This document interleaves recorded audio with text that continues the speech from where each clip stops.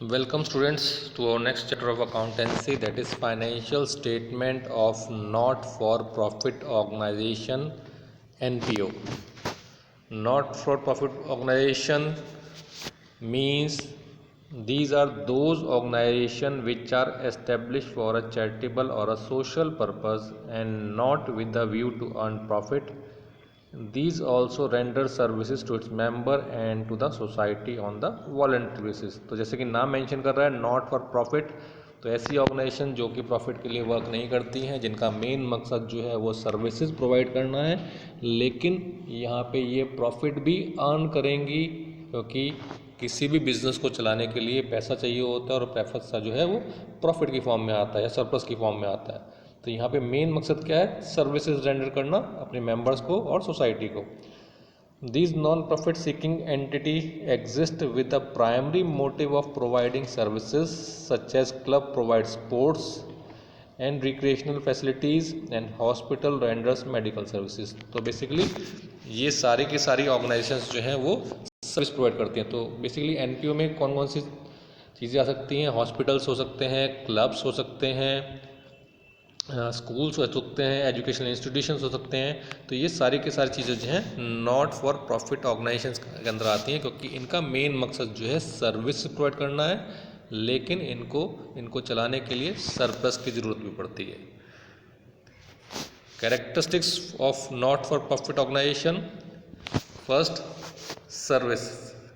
Such organizations are set up to provide service to a specific group or the public at large, such as education, health care, sports, entertainment, etc. The main aim of these organizations is to provide services either free of cost or at nominal rate and not to earn profit. तो basically इन organisation का main मकसद क्या है? Services provide करना specific group को या फिर particular किसी ग्रुप को या कंप्लीट सोसाइटी को in the field of education और हेल्थ केयर और स्पोर्ट्स और एंटरटेनमेंट।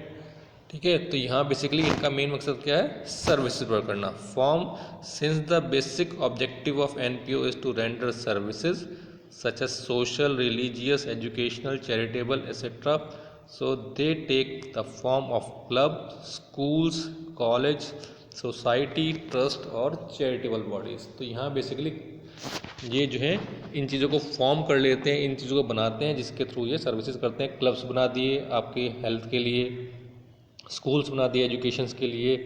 ठीक है, तो ये काम जो है इस तरीके से करते हैं। Separate legal entities as Every organization has distinct entity from its member, so has the NPO. Its name and entity is different from the people who has contributed towards its capital fund. It take birth by law and wind up in the same way. तो यहाँ पे भी आपके पास इस business की भी separate legal entity है। अपने मेंबर्स के जो भी इसके अंदर मेंबर्स होते हैं वो कैपिटल कंट्रीब्यूट तो करते हैं, लेकिन वो अलग हैं और ऑर्गेनाइजेशन अलग है। और यहाँ पे भी इसका फॉर्मेशन जो है वो बाय लॉ है। तो यहाँ पे लीगल एंटिटी जो है कंपलसरी है। विदाउट रजिस्ट्रेशन ये ऑर्गेनाइजेशंस काम नहीं करती हैं और वाइंड अप भी ये जो है बाय लॉ ही होती हैं। Management by elected persons. Management of NPO is done by the people who has been elected by its member. तो मैनेजमेंट कहाँ से आती है? जो भी इनके मेंबर्स इलेक्टेड होते हैं उनके थ्रू जो है इनको चलाया जाता है। Accounts, they prepare financial statement at the end of the accounting period in the form of receipt, payment account, income expenditure account and balance sheet. Basically financial statement के अंदर इसमें मेनली तीन ही अकाउंट है आपके पास: receipt, payment account, income expenditure account और balance sheet, जिसको कि हम चैप्टर में आगे पढ़ेंगे। Major source of income, these organization collect subscription from its member. पैसा कहाँ से आता है इनके पास? सब्सक्रिप्शन फ्रॉम इट्स मेंबर्स, यानी कि जो भी इनके मेंबर्स बने होते हैं वो इनको रेगुलर फीस देते हैं और उनके थ्रू जो है इनके पास पैसा आता है, या फिर grants from government, donation, income from investment.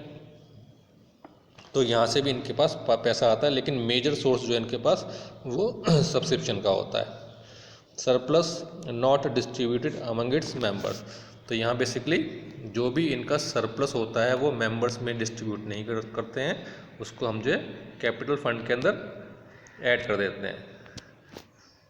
Next, distinguish between not for profit organisation and profit organisation. इस तरह के क्वेश्चंस जो आपके पास 1 मार्क्स में भी आ सकते हैं और 3 मार्क्स के अंदर भी आ सकते हैं। तो यहाँ पे डिफरेंस क्या है? On the basic objective, its main objective is to render services to its member and to the society. Not for profit का मेन मकसद क्या है? सर्विसेज प्रोवाइड करना, जबकि प्रॉफिट ऑर्गेनाइजेशन का मेन मोटिव क्या है? प्रॉफिट अर्न करना। Capital versus capital fund, its receive its funds in the form of donation subscription known as capital fund. जो नॉट फॉर प्रॉफिट ऑर्गेनाइजेशन की कैपिटल होती है उसको हम कैपिटल फंड बोलते हैं, और जो आपके पास प्रॉफिट ऑर्गेनाइजेशन की कैपिटल होती है उसको हम कैपिटल बोलते हैं। Financial statement include receipt and payment account, income expenditure account and balance sheet. तो यहाँ पे 3 अकाउंट बनते हैं मेनली ज़्यादातर, receipt payment account, income expenditure account और बैलेंस शीट। जबकि प्रॉफिट ऑर्गेनाइजेशन के अंदर trading account, profit and loss account और balance sheet. Surplus oblique profit, not for profit organisation का जो आपको आंसर आता है जिसको हम प्रॉफिट कहते थे ट्रेडिंग अकाउंट के अंदर, उसको यहाँ पे सरप्लस बोला जाता है, और अगर लॉस होता है तो उसको डेफिसिट बोला जाता है। जबकि प्रॉफिट ऑर्गेनाइजेशन के अंदर उसको नेट प्रॉफिट या फिर नेट लॉस बोला जाता है। डिस्ट्रीब्यूशन ऑफ सरप्लस और profit, surplus is added to the capital fund, it is not distributed among its member, और ये आपके पास मेंबर्स में डिस्ट्रीब्यूट नहीं होता है, जबकि प्रॉफिट जो है वो मेंबर्स के बीच में डिस्ट्रीब्यूट हो जाता है। The final account of NPO में बेसिकली हमने जैसे पीछे पढ़ा है 3 अकाउंट है, receipt payment account, income expenditure account और बैलेंस शीट। तो फर्स्ट इसमें आ रहा है आपके पास receipt and payment account. Receipt and payment account is a summary of the cash transaction, it's record all receipt and payment whether of revenue or capital nature and irrespective of the period to which they relate। तो receipt payment account के अंदर basically आप खाली cash transaction को ही record करोगे, चाहे वो receipt हो चाहे पेमेंट हो, चाहे वो कैपिटल रिसिप्ट हो चाहे वो कैपिटल पेमेंट हो, या फिर रिवेन्यू रिसिप्ट हो या फिर रिवेन्यू पेमेंट हो। कोई से भी पैसा आपके पास अगर आ रहा है तो वो रिसिप्ट से, और खर्च हो रहा है तो वो पेमेंट से, किसी भी साल का हो उससे कोई मतलब नहीं होगा। It's begin with the cash and bank balance in the beginning and end with the cash and bank balance in the end of the accounting period। तो स्टार्टिंग इसकी कहाँ से होती है? टू बैलेंस ब्रॉट डाउन, जिसमें हम cash का या फिर बैंक का बैलेंस करते लिखते हैं उसको ब्रॉट डाउन लिखते हैं, और एंड कहाँ होता है? बाय बैलेंस कैरी डाउन, वो भी कैश या फिर बैंक का बैलेंस हो सकता है। और note, no adjustment for outstanding depreciation accrued income are made in it. इसमें कोई भी एंट्री आउटस्टैंडिंग की, डेप्रिसिएशन की या फिर एक्रूड इनकम की नहीं आएगी। और ये आपके पास फॉर्मेट है रिसिप्ट एंड पेमेंट अकाउंट का। Receipt and payment account for the year ended, receipt side में आप देख लीजिए टू बैलेंस ब्रॉट डाउन, यानी कैश या बैंक का जो भी बैलेंस होगा वो गिवन होगा आपके पास। टू सब्सक्रिप्शन, जो आपके मेंबर से आपको फीस मिल रही है उसको लिख देंगे यहाँ पे हम। टू डोनेशन, यहाँ पे ध्यान रखेंगे लास्ट ईयर आपने डोनेशन एक्सपेंसेस में शो करते थे, हम किसी को दान देते थे, लेकिन यहाँ पे क्लब्स वगैरह हैं या फिर हॉस्पिटल्स हैं या एजुकेशनल इंस्टीट्यूशन हैं, उनको डोनेशन मिलती है, तो यहाँ पे इसको हम रिसिप्ट साइड में लिखेंगे।